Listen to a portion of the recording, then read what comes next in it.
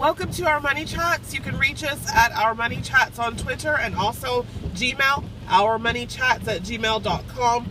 The question tonight was, should I get married to my sweetheart if I don't have a lot of money?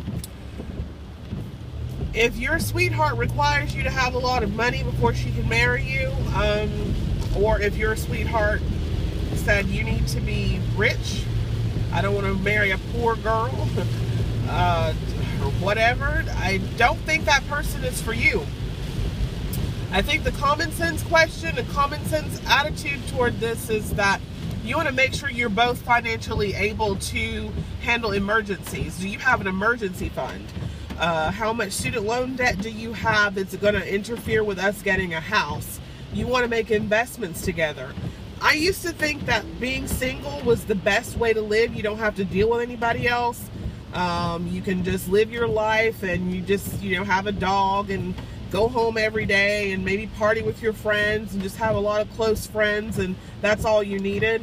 And as I've gotten older, I totally understand why people get married for so many reasons, for mental, physical, emotional reasons. Having a spouse is not a bad thing.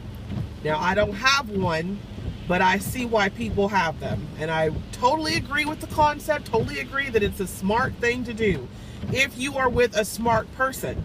And what I mean by that is someone who is financially smart and emotionally healthy, and I'm going to say it, mentally able to mesh with you. That means someone that understands you, someone that gets you, someone that's not going to pick on you because you think that, you have different ideas than other people, and that they're not going to be like, well, you're stupid, and then mentally abuse you over this kind of thing. So, should you get married if you don't have a lot of money? It's not really the question I think you should be asking.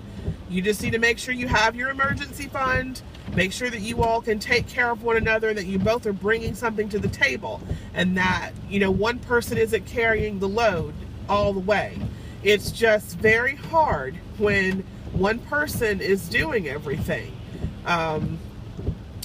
It causes a lot of strain, and it may not at first, but eventually it just starts to feel weird when that one person is carrying everything. And some people don't care. Some people are like, oh, I don't give a damn. I'll take care of my spouse. I don't mind paying all the bills all the time, doing the mortgage, doing the electricity. She's just here. He's just here. They're just here living with me, and I'm happy just to have them here. Okay. That works for you. But for some people, it can become a burden. It can, especially, I've known people that say, well, I carry all the load. I come home and I also cook and clean and do the dishes. I'm pretty much there. And I'm just, I work my ass off for my spouse. I don't feel like your spouse should be a job. It's different if your spouse is ill and they can't help you.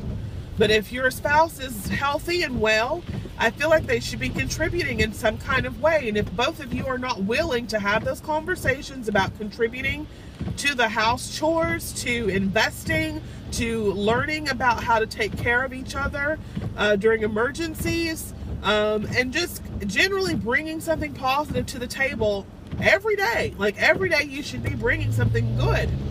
And when I say every day, in the sense of like, there needs to be encouragement there. There needs to be love and support there. Mental and physical and emotional, bonding. There has to be something. Bring them flowers. Bring each other little gifts. Do what you can. Do what you can. Offer to be there. Be supportive. That's what it really should be about, more than do we have enough money to get married. You can go to the courthouse and get married.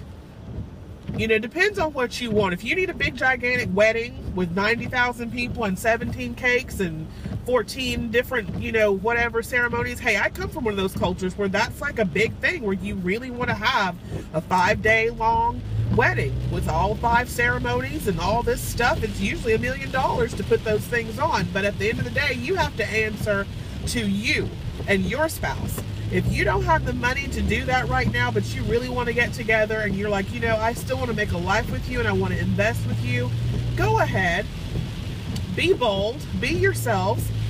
If you've got enough cash to get down to the courthouse, get a nice little suit and a dress, definitely invest in that day. Or, you know, I mean, just make it something special for you. Don't just go down there for the sake of going, but really know that that's what you want. You want to have a life together and get on with things. You can have a ceremony later.